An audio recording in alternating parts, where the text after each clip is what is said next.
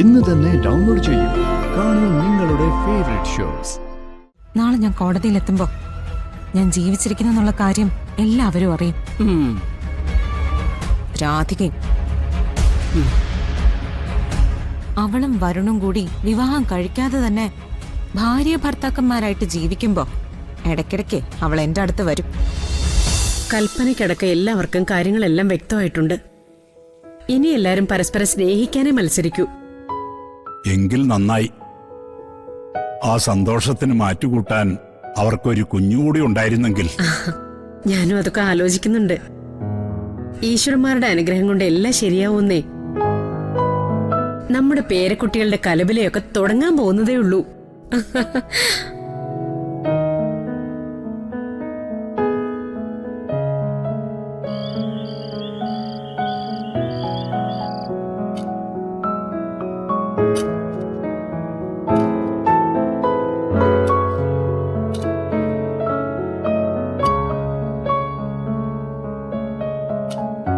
ഇന്നും പോലീസ് സ്റ്റേഷനിൽ പോയി അന്വേഷിച്ചു.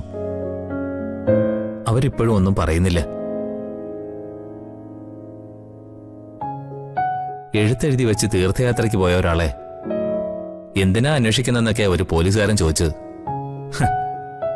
അയാൾക്കെന്താ, നമ്മുടെ വേദന നമുക്കല്ലേ അറിയൂ. അമ്മയുടെ മാനസിക നില ശരിയല്ലെന്ന് അവർക്ക് മനസ്സിലായില്ലേ? അതിനുണ്ടായി ഒരു 100 ചോദ്യങ്ങൾ. മാനസിക നില തെറ്റിയെന്ന് പറയുന്ന ഒരാള് ഇത്ര കൃത്യമായ ഒരു കത്തെഴുതി എങ്ങനെ വെക്കുമെന്നാ അവര് ചോദിക്കുന്നത്. നമ്മൾ നമ്മുടെ സങ്കടം പറയാൻ ചെല്ലുമ്പോ കുറ്റവാളിയെ ചോദ്യം ചെയ്യുന്ന പോലെ അവരുടെ ചോദ്യങ്ങള്. എന്തൊരു കഷ്ടാണ്.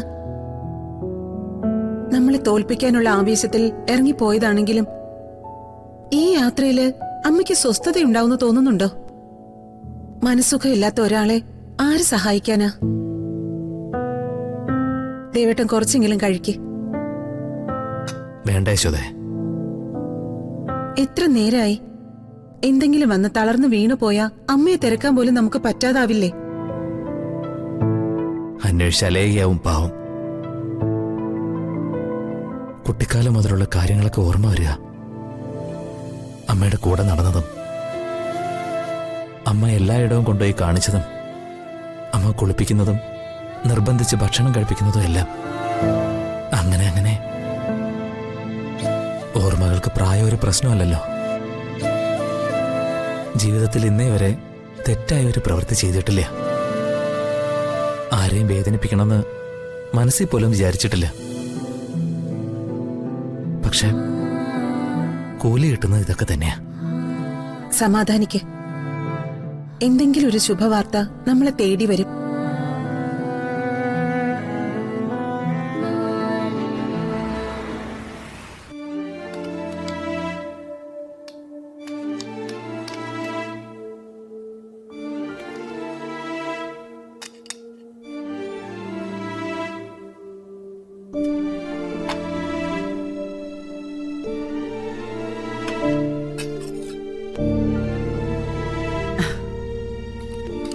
മോളെ, ദാ ഈ കഞ്ഞി കുടിക്ക്. വേണ്ട മുത്തശ്ശി, ഞാൻ തനിയെ കഴിച്ചോളാം. എനിക്കിപ്പോ കുഴപ്പമൊന്നുമില്ലല്ലോ. കുഴപ്പമൊന്നുമില്ല, അത് മുത്തശ്ശിക്ക് അറിയാം. പക്ഷേ 10 ജന്മം വാരിത്തന്നാലും തീരാത്ത ഒരു കടമുണ്ട്. ജീവിച്ചിരിക്കുന്ന നിന്റെ പേരില് നിന്റെ അച്ഛൻ ബലിച്ചോറ് ഉരുട്ടിയും പേരും നാളും വിളിച്ച് ആത്മാവിന് ശാന്തി വേണമെന്നും പറഞ്ഞ് കാക്കകളെ കൊണ്ട് തീറ്റിപ്പിച്ചു. ഒരു നിവൃത്തിയില്ലാതെ മുത്തശ്ശിക്കത് നോക്കി നിൽക്കേണ്ടി വന്നു മോളെ. ആ കട എന്ന് തീരുവടി? എത്ര കാലം ഉരുട്ടിയാ തീരും? എന്റെ മോളോടുള്ള പ്രായശ്ചിത്തത്തിന് മോളിത് കഴിക്കും.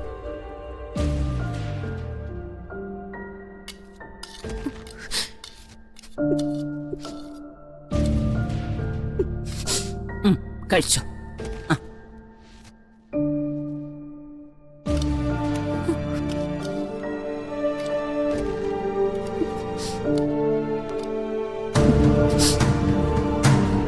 അച്ഛനും അമ്മയും പറ്റുന്ന വിധത്തിലൊക്കെ മുത്തശ്ശി തരുന്നുണ്ടാവുമല്ലേ? ഒന്നും ഉണ്ടാവില്ല. തീർത്ഥാടനത്തിന് ഞാൻ പോവാണെന്ന് എഴുതി വെച്ച എഴുത്ത് ഇപ്പൊ തന്നെ അവരുടെ കയ്യിൽ കിട്ടിക്കാണും. ശല്യം ഒഴിഞ്ഞല്ലോ എന്ന് കരുതുന്നുണ്ടാവും. അല്ലെങ്കിൽ എന്താ, പ്രിയങ്ക മോള് ജീവിച്ചിരിക്കുന്നുണ്ട്, അവളെ കണ്ടെത്തണോന്ന് പറഞ്ഞ് ഞാൻ ബഹളം വെച്ചോണ്ടിരിക്കായിരുന്നില്ലേ? ഒരു കാര്യം എനിക്ക് മനസ്സിലായി മോളെ, നിന്റെ അച്ഛനും അമ്മയ്ക്കും നിന്നോട് ഒരു സ്നേഹവും ഇല്ല. അവര് സ്നേഹിച്ചിട്ടുള്ളതേ രാധികയെ മാത്രമാ. അല്ലായിരുന്നെങ്കിൽ നിന്റെ ചിതയുടെ ചൂടാറുന്നതിന് മുമ്പ് അവളുടെ കല്യാണം നടത്തി കൊടുക്കോ? അതും അത്രയും നാളും നിന്റെ ഭർത്താവായി ജീവിച്ചവന്റെ ഒപ്പം. അതിന് നിന്റെ അച്ഛനെ ആരും തടഞ്ഞില്ലല്ലോ. ആദർശം വിട്ട് ജീവിക്കുന്നവനല്ല ദേവനാരായണൻ തിരുമേനിയെന്ന് നാഴികയ്ക്ക് 40 വട്ടം പറയുന്നവർക്കൊക്കെ അവർക്ക് അതിന് മടിയൊന്നും ഉണ്ടായിരുന്നില്ലല്ലോ. മുത്തശ്ശി,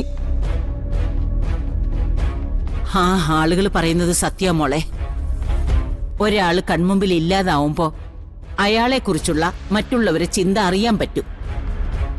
നിന്നെ പ്രസവിച്ചവളുടെ കണ്ണിൽ നിന്നൊന്നും ആത്മാർത്ഥമായിട്ട് ഒരു തുള്ളി കണ്ണീര് വരുന്നത് പോലും ഞാൻ കണ്ടില്ല.